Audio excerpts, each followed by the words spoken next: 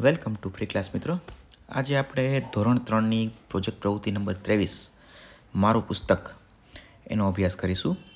આ પ્રવૃત્તિમાં આપણે શાળાના પુસ્તકાલયમાંથી જે પુસ્તકો વાંચ્યા હોય અને જે પુસ્તક આપણને ગમ્યા હોય એની માહિતી અહીં લખવાની છે. આ લખેલી માહિતી આપણે મિત્રો અને શિક્ષકની મદદથી પ્રાર્થના સભામાં અથવા તો શાળાના નોટિસ બોર્ડ ઉપર પ્રદર્શિત કરવાની છે. તો હવે પ્રવૃત્તિમાં આગળ વધીએ મિત્રો.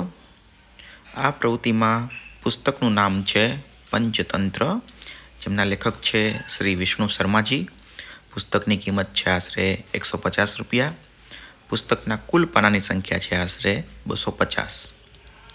પુસ્તકમાં પ્રકરણો આપેલા નથી, પણ એક વાર્તા સ્વરૂપે રજૂ કરવામાં આવ્યું છે. પુસ્તકમાં સમાવેશી પાત્રોની ટૂંકી વિગત આ મુજબ છે કે પંચતંત્ર એ પ્રાચીન ભારતીય પશુ કથાઓનો સંગ્રહ છે. વાર્તાઓમાં સિંહ, શિયાળ, વાંદરા અને પ્રાણીઓ મુખ્ય પાત્ર છે. આ પુસ્તકના લેખક કે કવિ કોણ છે, તેમણે અન્ય કયા કયા પુસ્તકો લખ્યા છે? એમના જવાબમાં આવશે કે આ પુસ્તકના લેખક પંડિત શ્રી વિષ્ણુ શર્માજી છે અને પંચતંત્ર સિવાય તેમને અન્ય કોઈ મુખ્ય રચનાઓ જાણીતી નથી, કારણ કે આ ગ્રંથ હજારો વર્ષો પહેલા લખાયેલો છે અને તે તેમનું મુખ્ય કાર્ય છે. એ જ મુજબ પુસ્તકનો સાર શું છે? તો કે તે ભારતીય પશુ કથાઓનો સંગ્રહ છે. તેનો મુખ્ય ઉદ્દેશ રાજકુમારોને નીતિશાસ્ત્ર, વ્યવહારુ જીવન જ્ઞાન અને રાજકારણ શીખવવાનો હતો. વાર્તાઓમાં સિંહ, શિયાળ, વાંદરા જેવા પ્રાણીઓ મુખ્ય પાત્ર છે.